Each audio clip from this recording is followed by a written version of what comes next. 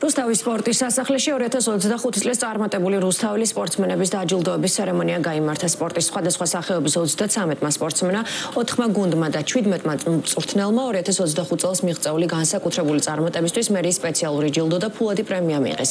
მიმდინარე წელს რუსთაველმა სპორტსმენებმა 500-მდე საერთაშორისო და საქალაქთაშორისო ტურნირი წარმატებით დაასრულეს და ვერცხლის, ოქროსა და ბრინჯაოს სინჯის მედლები მოიპოვეს.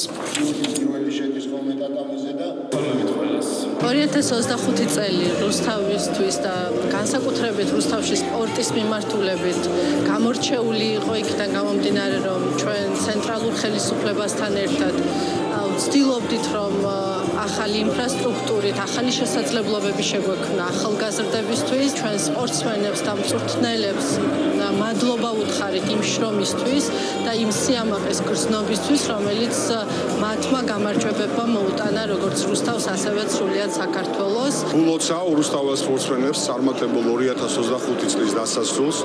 ჩვენმა რუსთაველმა სპორტსმენებმა ევროპისა თუ მსოფლიო ჩემპიონატზე მოიპოვეს 33 მედალი, საერთო ჯამში ქართველმა სპორტსმენებმა 1900-ზე მეტი მედალი მოიპოვეს საერთაშორისო ასპარეზობას. მინდა მიულოცო თითოეულ მათგანს ეს დიდი წარმატება, უსურვო მომავალში არაერთი დიდი გამარჯვება. ამავე დროს მინდა დიდი მადლობა გადავუხადო ქალაქ რუსთავის მერს, ქალბატონ ნინო ლაცაბიძეს. ვისაც ადამიანი დაფასებული ხარ, მაგაზე მაგარი გზნობა, მე მგონი არ არის. ეს არის мотиваცია, სტიმული და ჩემი მიზანი იქნება მომავალ წელს თუ არა იმის იგივე გავხდე საქართველოს საუკეთესო სპორტსმენი. და ამ ყველაფერში მიწყობს ჩემი ქალაქი, ესე ვთქვათ, ჩემი ქვეყანა. მომავალ თაობას ვეტყოდი იმას, რომ გქონდეთ ის მიზანი, რაც აქვს და ის პატარ-პატარა შედეგებით არ გაჩერდნენ.